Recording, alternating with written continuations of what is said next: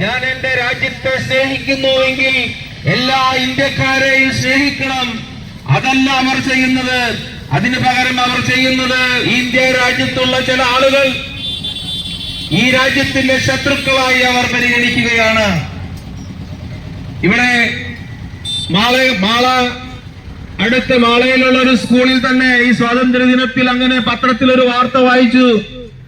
ചില ആളുകൾ, ആ സ്കൂളിന്റെ മാനേജർ പറഞ്ഞു, നിങ്ങൾ ഈ രാജ്യത്തെ സ്നേഹിക്കുന്നില്ല എങ്കിൽ എല്ലാവരും പാകിസ്ഥാനിലേക്ക് പോയിക്കൊള്ളുക എന്ന്.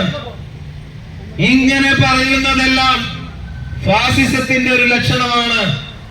അവർക്ക് എന്തുകൊണ്ട് എല്ലാ ഇന്ത്യക്കാരെയും ഒരേപോലെ, അതിൽ പലതരം ആളുകൾ, നമ്മുടെ ഇന്ത്യയുടെ പ്രത്യേകത നമുക്കറിയാം.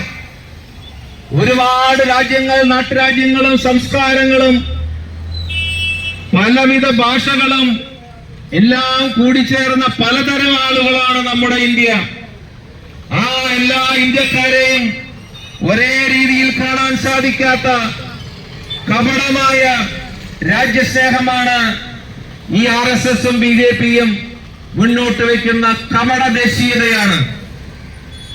ആരെങ്കിലും കേന്ദ്രത്തെ വിമർശിച്ചാൽ, ആരെങ്കിലും മോദിയെ വിമർശിച്ചാൽ എങ്ങനെയാണ് രാജ്യദ്രോഹികളാവുക എന്ന് ഇതുവരെ സാമാന്യ ബുദ്ധിയുള്ള ആർക്കും മനസ്സിലാകുന്ന കാര്യമല്ല. ഇതാണ് ഫാസിസത്തിന്റെ ഒന്നാമത്തെയും രണ്ടാമത്തെയും ലക്ഷണം. അവർ നൽകില്ല. അധികാരം ഒന്നോ രണ്ടോ വ്യക്തികളിലേക്ക് കേന്ദ്രീകരിക്കും. നോക്കൂ, കേന്ദ്ര സർക്കാർ ഇപ്പോൾ ചെയ്തുകൊണ്ടിരിക്കുന്നത് അധികാരം ഒന്നോ മോദിയിലേക്കോ അമിത്ഷായിലേക്കോ മാത്രം കേന്ദ്രീകരിക്കുന്ന ഒരു പ്രക്രിയയാണ്. ഇതാണ് മൂന്നാമത്തെ ലക്ഷണം. ജർമ്മനിയിലും ഹിറ്റ്ലറും അതുപോലെയായിരുന്നു.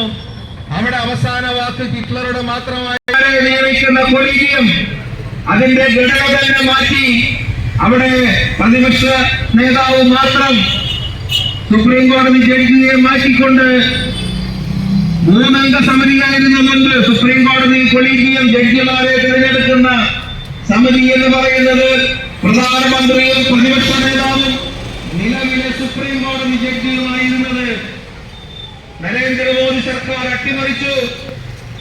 അതിനുശേഷം പ്രധാനമന്ത്രിയും ആഭ്യന്തരമന്ത്രിയും പ്രതിപക്ഷ നേതാവും അടങ്ങുന്ന 3 അംഗ സമിതിയെയാക്കി. അതോടുകൂടി കേന്ദ്ര സർക്കാർ തീരുമാനിക്കുന്ന ആളുകൾ തന്നെ സുപ്രീം കോടതി ജഡ്ജിയായിട്ട് മാറുന്ന ഒരവസ്ഥ വന്നു.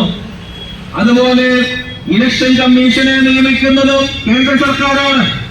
പക്ഷേ അവർ എന്ത് മാറ്റം കൊണ്ടുവന്നു?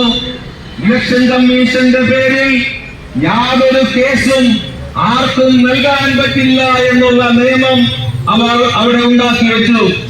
അങ്ങനെ ഇലക്ഷൻ കമ്മീഷൻ ചെയർമാന് ജനാധിപത്യത്തിൽ കേട്ടുകേൾവിയില്ലാത്ത വിധം അവകാശങ്ങൾ നൽകിക്കൊണ്ട് ഏത് ഇലക്ഷനെ അട്ടിമറിച്ചാലും ആ ഇലക്ഷൻ കമ്മീഷൻ യാതൊരു നിയമ നടപടിയും നേരിടേണ്ടി വരില്ല എന്നൊരു നിയമം ഉണ്ടാക്കി വെച്ചു.